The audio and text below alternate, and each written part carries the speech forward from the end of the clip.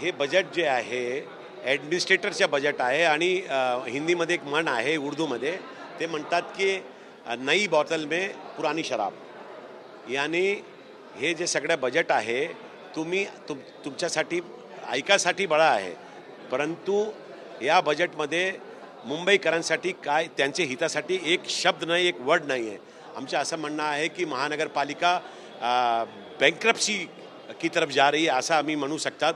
कारण की 2,44,000 कोटींच्या महानगरपालिकाची लायबिलिटी आहे आणि 2,44,000 कोटीची लायबिलिटीचे पुढेच आपल्याकडे 80,000चं बजेट आहे. त्यामध्ये खूप आपले पास परिस्थिती नाही की आपण अर्निंग सोर्सेस जनरेट करू शकतात. अशी काही सोर्स नाही आपल्याकडे.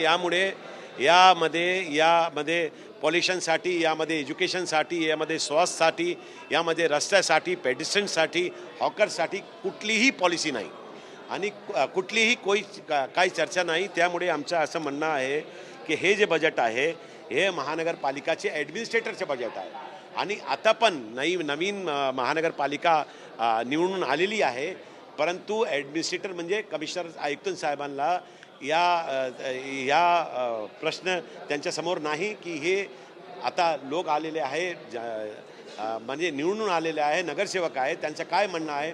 आम्ही या बजेटचे पूर्वी एक पत्र महापौरांना, सभागृहांना, नेत्यांना लिहिले होते. त्यामध्ये आम्ही उल्लेख केलेले होते की अशी परंपरा होती महानगरपालिकामध्ये की जेव्हा बजेट सादर करण्याचा वेळ होता त्याच्यापूर्वी एक प्री बजेट सेशन होता. त्यामुळे सगळे गटनेता होते आणि त्या गटनेताचे समोर काय प्रश्न आहे, काय विषय घ्यायचा आहे, काय टाकायचं आहे, काय नाही टाकायचं आहे, त्याच्यावर चर्चा होत होती. आता सगळ्या सॅम्पली मी पत्र लिहिले होते, त्याचं काय उत्तर दिलं नाही महापौरांनी किंवा सभागृह नेत्यांनी. आणि आजचं जे बजेट आहे त्या बजेटमध्ये आपण सगळं ऐकून घेतलेलं आहे. आपण वाचून घ्या आणि या बजेटमध्ये कुठला पण हेल्थमध्ये जर आपण स्वास्थ्यमध्ये जाणार तर स्वास्थ्यमध्ये काय 1.5 वर्ष झाले. 1.5 वर्षामध्ये शेड्यूलचे औषध उपलब्ध न होती. 1.5 वर्ष. आणि आणखीन एक की 2024च्या स्टार्टमध्ये त्या तत्कालीन मुख्यमंत्री शिंदे साहेबांनी हे घोषणा केलेली होती की प्रेस्क्रिप्शन लेस पॉलिसी आणणार. प्रेस्क्रिप्शन लेस पॉलिसी आणणार म्हणजे तुम्ही जर औषधासाठी आजारी होऊन जाणार हॉस्पिटलमध्ये, ते डॉक्टर तुमच्यासाठी जे प्रिस्क्रिप्शन लिहिणार त्याचे औषध तुम्हाला हॉस्पिटलमध्ये भेटणार. पण शेड्यूलची औषध 1.5 वर्ष नाही, त्याचं टेंडर नाही, ते महागडी दवा औषध जे डीन आहे ते स्पॉट कोटेशन करून ते घेत आहे.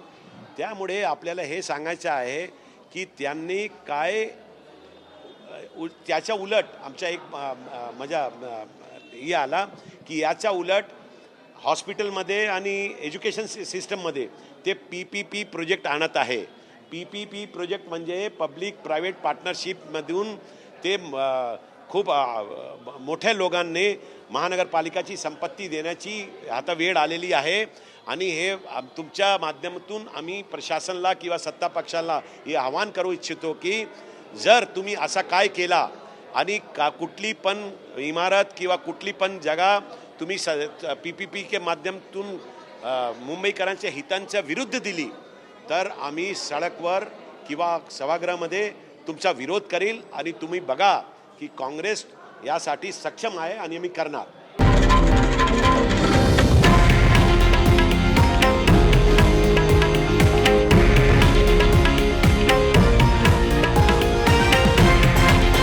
हे आहे देशातील नंबर 1 न्यूज नेटवर्क आणि आपण पाहत आहात TV9 मराठी, एकमेव.